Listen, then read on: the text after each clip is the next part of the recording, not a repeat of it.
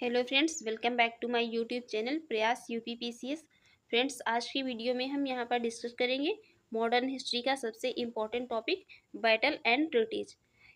Modern history का ये topic most important है क्योंकि ये वो टॉपिक है जहाँ से यूपीपीसीएस प्रीलिम्स का एग्ज़ाम हो या आरओ का एग्ज़ाम हो या कोई भी वनडे एग्ज़ाम हो जहाँ पर जीएस पूछी जाती है, तो ये सभी एग्ज़ाम के लिए मोस्ट इम्पॉर्टेंट टॉपिक है।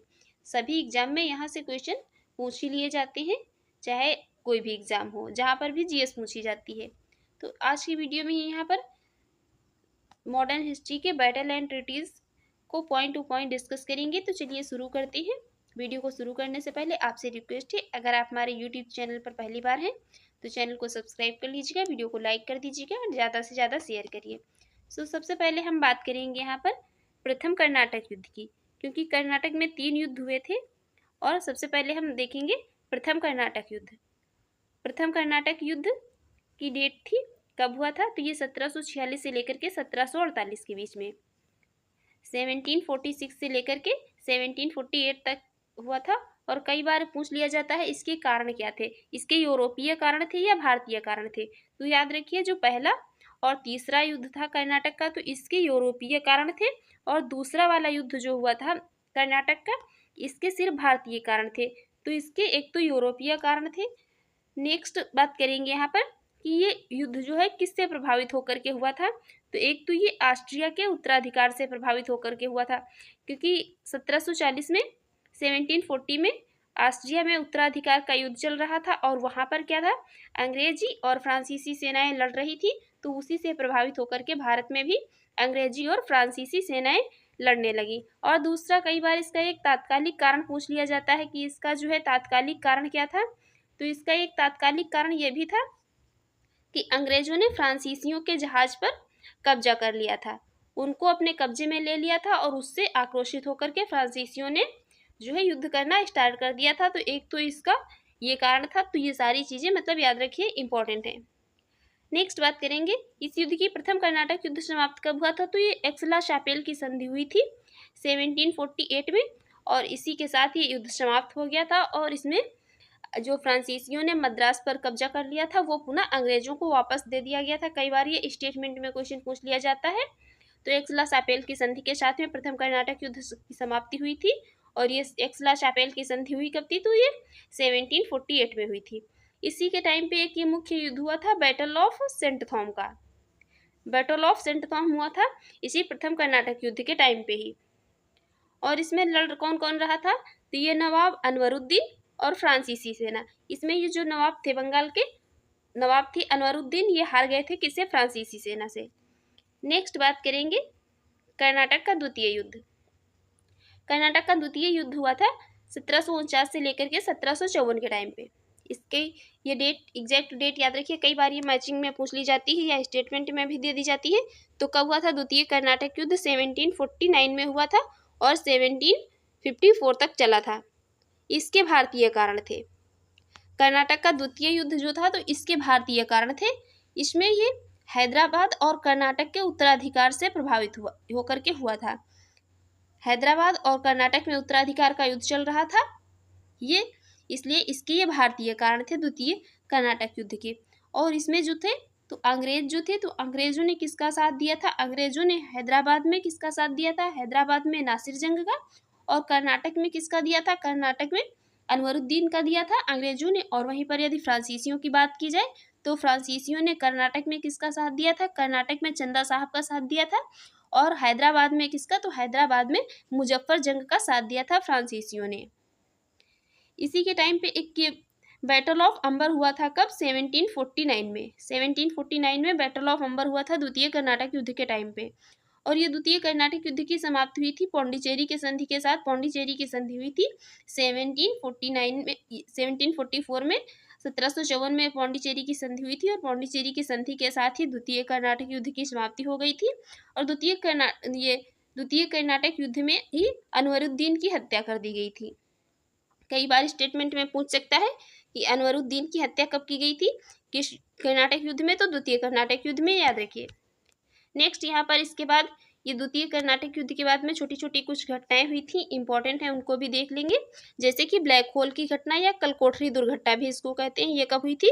तो ये 1756 में, 1754 में हुई थी। और इसमें 146 लोगों को एक मतलब छोटे से गड्ढे में क्या किया गया था? बंद कर दिया गया था। और उसमें से सुबह कितने 23 लोग ही जीवित बचे थे। और उनमें से ही जीवित रहने वाला अंग्रेज था जे हॉलवेल। इसी ने ये मतलब सारा वहाँ का कैसे क्या लोगों की मृत्यु हुई, सारा वहाँ का वाकया बताया था।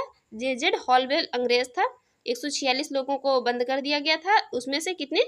सुबह 23 लोग ही जीवित बच सके थे। तो कब हुई थी ब्लैक होल की घटना या कलकोठरी दुर्घटना इसको कहते हैं? तो 1756 में। नेक्स्ट बात करेंगे अलीनगर की संधि। अलीनगर की संधि कब हुई थी? ये मतलब मैचिंग में पूछ लिया जाता है, तो इसकी बस एग्जैक्ट डेट याद रखिए कब हुई थी? 1757 में, 1757 में हुई थी अलीनगर की संधि। और किसके किसके बीच में? तो ये सिराजुद्दौला और ईस्ट इंडिया कंपनी के बीच में हुई थी। सिराजुद्दौला और ईस्ट इंडिया कंपनी के बीच में हुई थी। नेक्स्ट है प्लासी का युद्ध। प्लासी का युद्ध हुआ था कब? 23 जून 1757 को। 23 जून 1757 को प्लासी का युद्ध हुआ था। ये किसके किसके बीच में? तो बंगाल के नवाब थे सिराजुद्दौला, और अंग्रेजों के नेतृत्व कौन कर रहा था इसमें? Robert Clive. रॉबर्ट क्लाइव और बंगाल के नवाब सिराजुद्दौला के बीच में ये प्लासी का युद्ध हुआ था। और यहाँ से एक क्वेश्चन ये भी बन सकता है, कई बार पूछा भी गया है कि प्लासी कहाँ पर है? तो प्लासी वर्तमान में पश्चिम बंगाल के नदिया जिले में भागीरथी नदी के किनारे स्थित है प्लासी। और इसमें एक चीज ये भी इम्पोर्टेंट फैक्ट बनता है कि इसमें जो ये सिराजुद्दौला के सेनापति थे मीर जाफर, इन्होंने इनको धोखा दे दिया था। इस कारण सिराजुद्दौला को जो है मैदान छोड़ करके भागना पड़ा था। नेक्स्ट अब बात करेंगे कर्नाटक के तृतीय युद्ध की। कर्नाटक का तृतीय युद्ध कब हुआ था? तो ये 1758 से लेकर के 1763 तक चला था। 1758 से लेकर के 1763 तक तृतीय कर्नाटक युद्ध हुआ था। और इसमें एक इसका जो मुख्य कारण था, ये ऑस्ट्रिया और प्रसा के बीच एक सप्तवर्षीय युद्ध चल रहा था, उससे प्रभावित होकर के ये तृतीय कर्नाटक युद्ध हुआ था। और इसके भी कारण क्या थे? तो इसके भी ये यूरोपीय कारण ही थे। इसके अलावा यहाँ पर बात करेंगे, इसमें जो एक मुख्य युद्ध हुआ था तो वो बॉन्डीवास का युद्ध हुआ था। कब? तो ये 1760 में, 1760 में बॉन्डीवास का युद्ध हुआ था इसी के टाइम पे। और इसमें अंग्रेजों की तरफ से नेतृत्व कौन कर रहे थे इसका? तो सर आयरकूट कर रहे थे। और फ्रांसीसियों का नेतृत्व कौन कर रहा था? तो काउंट डी लाली कर रहा था, याद रखिए। और कर्नाटक का तृतीय युद्ध ये पेरिस की संधि के साथ में समाप्त हुआ था। पेरिस की संधि कब हुई थी? तो ये 1763 में पेरिस की संधि हुई थी। और पेरिस की संधि के साथ ही कर्नाटक का तृतीय युद्ध समाप्त हुआ था। नेक्स्ट बात करेंगे बक्सर का युद्ध। बक्सर का युद्ध कब हुआ था? तो ये 1764 में, 1764 में बक्सर का युद्ध हुआ था। ये किसके किसके बीच में हुआ था? तो ये मीर कासिम और अवध के नवाब शुजाउद्दौला और दिल्ली के सम्राट थे शाह आलम द्वितीय, इनकी सभी संयुक्त सेनाएं किसी अंग्रेजों से लड़ रही थी। और अंग्रेजों का नेतृत्व इसमें कौन कर रहे थे? तो ये हेक्टर मुनरो कर रहे थे। अंग्रेजों का नेतृत्व हेक्टर मुनरो कर रहे थे। और इसमें ये मीर कासिम और अवध के नवाब शुजाउद्दौला और दिल्ली के सम्राट शाह आलम द्वितीय की ये संयुक्त सेनाएं किससे? अंग्रेजों से हार गए थे। इन सबको हार का सामना करना पड़ा था बक्सर के युद्ध, जो कि 1764 में हुआ था। मोस्ट इंपॉर्टेंट याद रखिए। और उस टाइम पे बंगाल का गवर्नर कौन था? तो बंगाल का गवर्नर जो था तो ये वेंसीटार्ड था। कौन था? वेंसीटार्ड था। और बंगाल के नवाब कौन थे? तो बंगाल के नवाब मीर जाफर थे। बक्सर के युद्ध के समय बंगाल के गवर्नर, जो बंगाल का गवर्नर था तो वेंसीटार्ड था, और बंगाल के नवाब थे कौन? मीर जाफर थे। नेक्स्ट बात करेंगे यहाँ पर इलाहाबाद की संधि। देखिए इलाहाबाद में दो संधियां हुई थी। पहली संधि हुई थी कब? तो ये हुई थी दोनों ही मतलब 1765 में ही हुई थी। बाकी पहली हुई थी 12 अगस्त 1765 को। ये किसके किसके बीच में हुई थी? तो ये रॉबर्ट क्लाइव और शाह आलम द्वितीय के बीच में हुई थी। इसमें क्या किया गया था? शाह आलम द्वितीय को जो है कंपनी का संरक्षण मिला था। और ईस्ट इंडिया कंपनी जो थी इसको बंगाल, बिहार और उड़ीसा की दीवानी प्राप्त हुई थी इलाहाबाद की प्रथम संधि में। इसके अलावा यहाँ पर कंपनी जो है तो ईस्ट इंडिया कंपनी के द्वारा बादशाह जो कि शाह आलम द्वितीय थे, इनको ये वार्षिक 26 लाख रुपए देने की बात मतलब निर्धारित की गई थी। इनको ये 26 लाख रुपए वार्षिक दिए जाएंगे शाह आलम द्वितीय को। नेक्स्ट दूसरी संधि जो हुई थी तो ये 16 अगस्त 1765 में हुई थी। कब? ये 16 अगस्त 1765 में इलाहाबाद की दूसरी संधि हुई थी। और ये किसके किसके बीच में हुई थी? तो ये रॉबर्ट क्लाइव और शुजाउद्दौला जो कि अवध के नवाब थे, अवध के नवाब शुजाउद्दौला और रॉबर्ट क्लाइव के बीच में हुई थी। नेक्स्ट बात करेंगे अब आंगल मैसूर युद्ध की। आंगल मैसूर युद्ध की सबसे पहले देखेंगे प्रथम आंगल मैसूर युद्ध। प्रथम आंगल मैसूर युद्ध कब हुआ था? तो ये 1767 में हुआ था। 1767 से लेकर के 69 तक चला था। और ये किसके किसके बीच में हुआ था? तो ये हैदर अली और अंग्रेजों के बीच में हुआ था। और इस टाइम पे गवर्नर कौन था प्रथम आंगल युद्ध के समय? ये प्रथम आंगल मैसूर युद्ध के समय तो वेरेसल था। प्रथम आंगल मैसूर युद्ध के समय गवर्नर वेरेसल था और ये हैदर अली और अंग्रेजों के बीच में हुआ था। इसका एक तात्कालिक कारण ये था उत्तरी सरकार पर नियंत्रण के लिए प्रतिद्वंदिता जो है, इसका एक उस टाइम पे जो तात्कालिक कारण था ये प्रथम आंगल मैसूर युद्ध का था। और इसकी शुरुआत कब हुई थी? इसकी शुरुआत हुई थी 1766 में। प्रथम आंगल मैसूर युद्ध की शुरुआत 1766 में हुई थी और ये मद्रास की संधि के साथ में समाप्त हुआ था। मद्रास की संधि 1769 में मद्रास की संधि हुई थी और इसी के साथ में ये प्रथम आंगल मैसूर युद्ध समाप्त हो गया था। और इसमें कुछ कुछ चीज़ें इंपॉर्टेंट हैं, उनको भी देख लेंगे। मद्रास की संधि हुई थी तो ये मद्रास की संधि जो है अंग्रेजों के लिए काफ़ी मतलब अपना अपमानजनक संधि थी। इसमें अंग्रेज जो है तो ये हैदर अली को, अंग्रेजों को ये तय किया गया था कि अंग्रेज हैदर अली को युद्ध का खर्चा देंगे और जुर्माना देंगे। इसके अलावा जो भी हैदर अली आगे युद्ध लड़ेंगे उसमें हैदर का साथ देंगे अंग्रेज। बाकी ऐसा अंग्रेजों ने नहीं किया था, आगे हम देखेंगे उसको। ये चीज़ें सारी तय की गई थी किसमें? मद्रास की संधि, जो कि कब हुई थी? 1769 में। नेक्स्ट है द्वितीय आंगल मैसूर युद्ध। द्वितीय आंगल मैसूर युद्ध कब हुआ था? तो ये 1780 से लेकर के 1784 तक चला था। 1780 से लेकर के 1784 तक चला था द्वितीय आंगल मैसूर युद्ध। और उस टाइम पे गवर्नर कौन थे? तो वारेन हेस्टिंग्स थे। कई बार पूछ लिया जाता है द्वितीय आंगल मैसूर युद्ध के समय गवर्नर जनरल कौन, ये गवर्नर कौन थे? तो वारेन हेस्टिंग्स थे। और इसमें भी कुछ कुछ चीज़ें इंपॉर्टेंट थी, उनको देख लेंगे। 1771 में जब मराठों ने मैसूर पर आक्रमण किया तो अंग्रेज क्या हुआ? क्योंकि मद्रास की जो संधि हुई थी प्रथम आंगल मैसूर युद्ध के समय, तो उस टाइम पे ये चीज़ कन्फर्म की गई थी कि हैदर अली का साथ देंगे, जो मतलब अंग्रेज हैं तो ये हैदर अली का साथ देंगे। लेकिन अंग्रेजों ने ऐसा नहीं किया।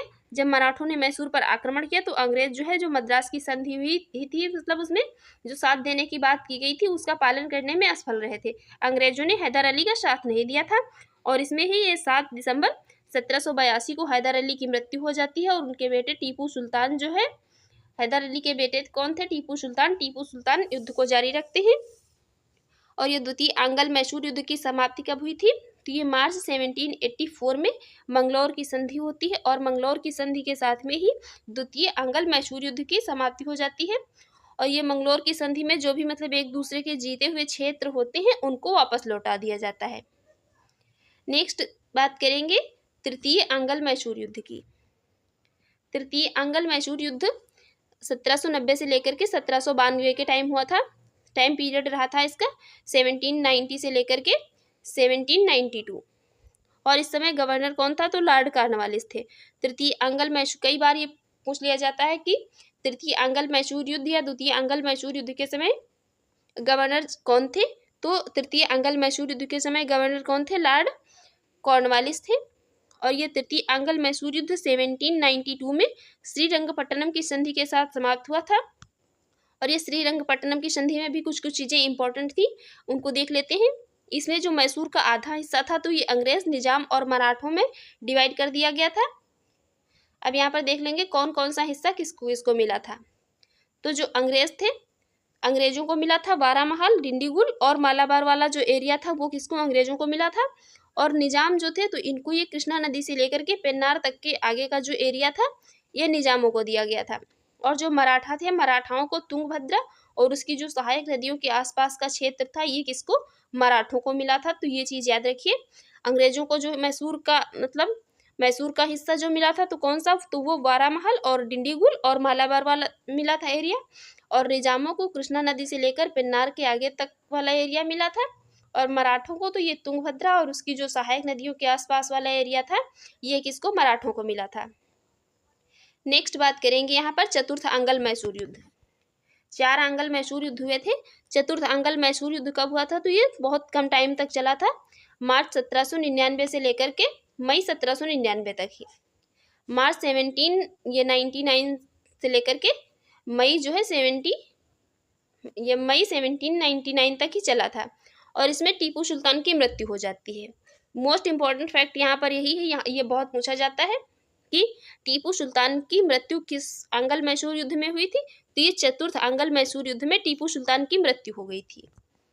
नेक्स्ट बात करेंगे हम यहाँ पर मराठा युद्ध की।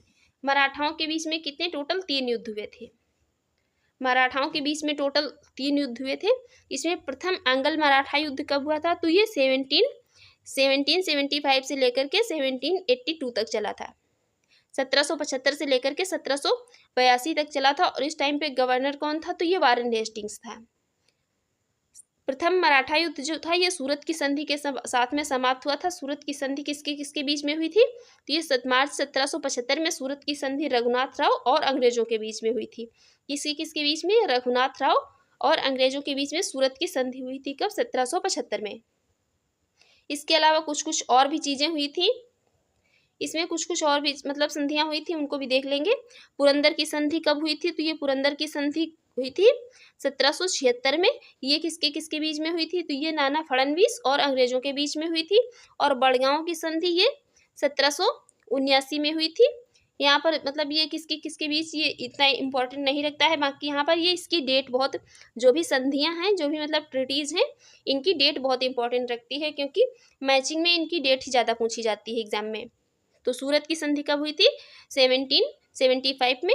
पुरंदर की संधि हुई थी कब, 1776 में। बड़गांव की संधि हुई थी 1779 में। और सालबाई की संधि कब हुई थी, तो ये सालबाई की संधि हुई थी 1782 में। ये सिंधिया और अंग्रेजों के बीच में हुई थी। ये किसने कराई थी, तो ये महादजी एक सिंधिया थे, इन्होंने ये कराई थी सालबाई की संधि। नेक्स्ट बात करेंगे यहाँ पर द्वितीय आंग्ल मराठा युद्ध की। द्वितीय आंग्ल मराठा युद्ध कब हुआ था, द्वितीय आंग्ल मराठा युद्ध हुआ था 1803 से लेकर के 1806 तक। द्वितीय आंग्ल मराठा युद्ध का टाइम रहा था 1803 से लेकर के 1806। और गवर्नर कौन था, तो ये लॉर्ड वेलेस्ली था। लॉर्ड वेलेस्ली द्वितीय आंग्ल मराठा युद्ध के समय गवर्नर था। और इसमें भी जो संधियां हुई थी उन सबको देख लेंगे। संधियां इंपॉर्टेंट हैं, क्योंकि वसीन की संधि कब हुई थी, 1802 में हुई थी। ये किसके किसके बीच, तो ये बाजीराव और अंग्रेजों के बीच में हुई थी। ये बाजीराव और अंग्रेजों के बीच में वसीन की संधि 1802 में हुई थी। और देवगांव की संधि हुई थी कब, 17 दिसंबर 1803 को। 17 दिसंबर 1803 को देवगांव की संधि ये रघुजी भोसले और अंग्रेजों के बीच में हुई थी। रघुजी भोसले और अंग्रेजों के बीच में 17 दिसंबर 1803 को देवगांव की संधि हुई थी। नेक्स्ट अर्जन गांव की संधि। अर्जन गांव की संधि 30 दिसंबर 1803 को ये दौलत राव सिंधिया और अंग्रेजों के बीच में हुई थी। दौलत राव सिंधिया और अंग्रेजों के बीच में अर्जन गांव की संधि हुई थी। नेक्स्ट राजपुर घाट की संधि कब हुई थी, राजपुर घाट की संधि हुई थी 1804 में। ये होलकर और अंग्रेजों के बीच में हुई थी। क्योंकि मराठा साम्राज्य क्या था, मतलब मराठा साम्राज्य का एक हम अलग से वीडियो अपलोड कर देंगे। मराठा साम्राज्य जो था तो ये 5 मतलब भागों में डिवाइड हो गया था, जिसमें ही ये पेशवा, होलकर और सिंधिया ये सभी 5 भागों में ये डिवाइड हो गया था मराठा साम्राज्य जो था। तो ये अलग अलग एरिया में मतलब अलग अलग संधियां हुई थी। और ये सभी किससे, अंग्रेजों से ही लड़ रहे थे। तो राजपुर घाट की संधि कब हुई थी, 1804 में। जिसमें ये जो होलकर मराठा थे, ये होलकरों और अंग्रेजों के बीच में हुई थी। नेक्स्ट बात करेंगे तृतीय आंग्ल मराठा युद्ध। तृतीय आंग्ल मराठा युद्ध का टाइम रहा था 1817 से लेकर के 1818 तक। तृतीय आंग्ल मराठा युद्ध 1817 से लेकर के 1818 तक चला था। और इस टाइम गवर्नर कौन था, तो ये लॉर्ड हेस्टिंग्स था। कौन, लॉर्ड हेस्टिंग्स था।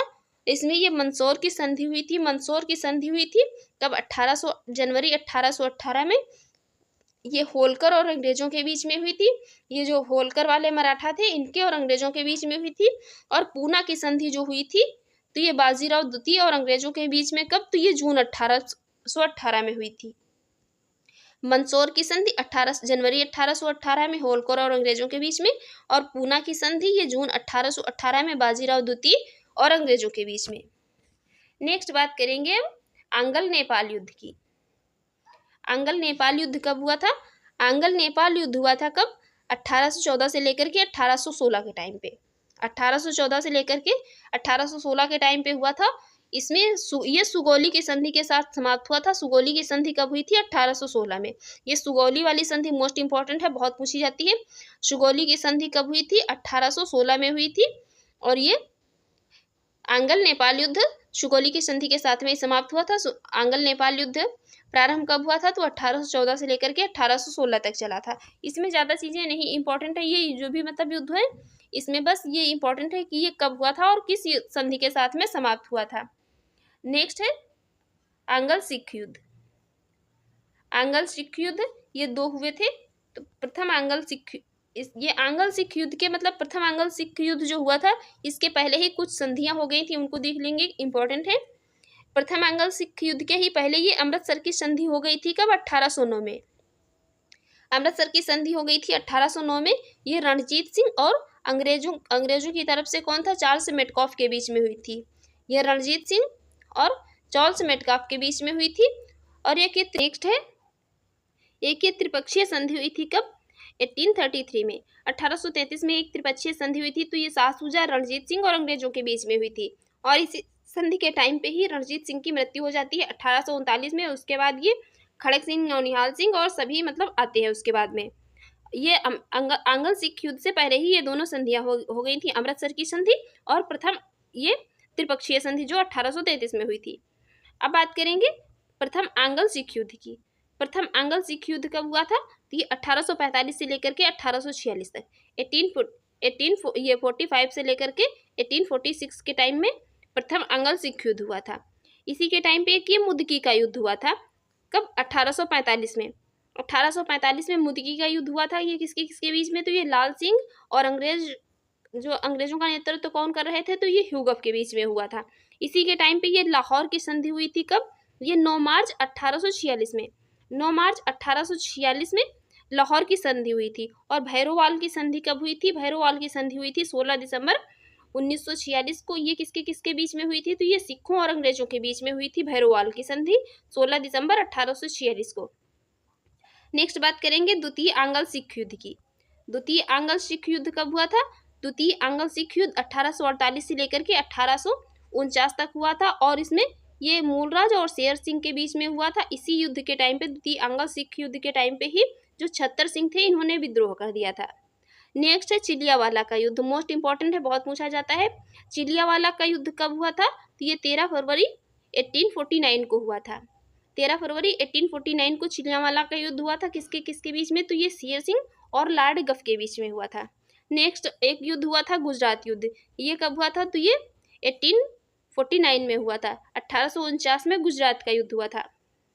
नेक्स्ट बात करेंगे पंजाब का ब्रिटिश साम्राज्य में विलय कब हुआ था? तो ये पंजाब का ब्रिटिश साम्राज्य में विलय जो है 30 मार्च 1849 में हो गया था। और डलहौजी के टाइम पे, यह डलहौजी के द्वारा पंजाब का ब्रिटिश साम्राज्य में विलय कराया गया था। कब? 30 मार्च 1849 को। नेक्स्ट बात करेंगे प्रथम आंगल वर्मा युद्ध की। प्रथम आंगल वर्मा युद्ध कब हुआ था? तो ये 1824 में हुआ था। प्रथम आंगल वर्मा युद्ध 1824 में हुआ था। और इसी में ये समाप्ति कब हुई थी इसकी? तो ये यानूब की संधि एक हुई थी 24 फरवरी 1826 को। 24 फरवरी 1826 को यानूब की संधि हुई थी। और इसी के साथ ही प्रथम आंगल वर्मा युद्ध समाप्त हो गया था। नेक्स्ट बात करेंगे यहाँ पर द्वितीय आंगल वर्मा युद्ध की। द्वितीय आंगल वर्मा युद्ध कब हुआ था? तो ये 1852 से लेकर के 1853 तक चला था। और लॉर्ड डलहौजी के टाइम पे हुआ था। गवर्नर कौन था? लॉर्ड डलहौजी था। इसी में ये पेगू की संधि हुई थी। कब पेगू की संधि हुई थी? 1853 में। 1853 में पेगू की संधि हुई थी। नेक्स्ट है तृतीय आंगल वर्मा युद्ध।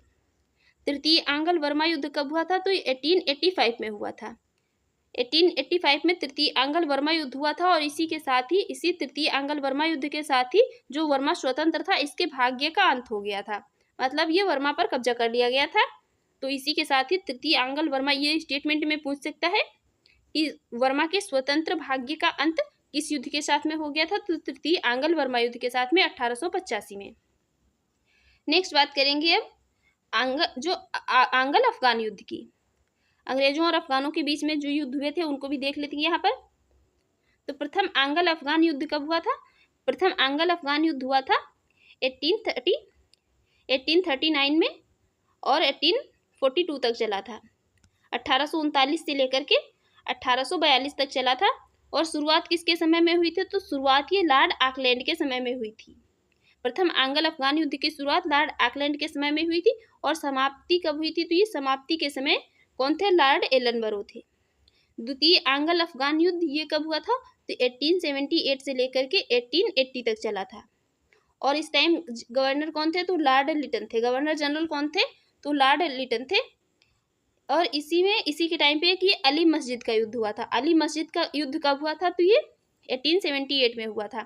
1878 में अली मस्जिद का युद्ध हुआ था और ये द्वितीय आंग्ल अफगान युद्ध ये गडमक की संधि हुई थी कब? मई 1879 में और इसी के साथ ये समाप्त हो गया था। ये संधि किसके किसके बीच में हुई थी? तो ये अंग्रेजों और याकूब खां के बीच में हुई थी। गडमक की संधि जो है तो ये अंग्रेजों और याकूब खां के बीच में हुई थी कब? 1879 में। नेक्स्ट बात करेंगे तृतीय आंग्ल अफगान युद्ध की। तृतीय आंग्ल अफगान युद्ध कब हुआ था? तो ये 1919 में हुआ था, 1919 में हुआ था और ये रावलपिंडी की संधि हुई थी कब? अगस्त 1919 में। इसी के साथ समाप्त हो गया था तृतीय आंग्ल अफगान युद्ध।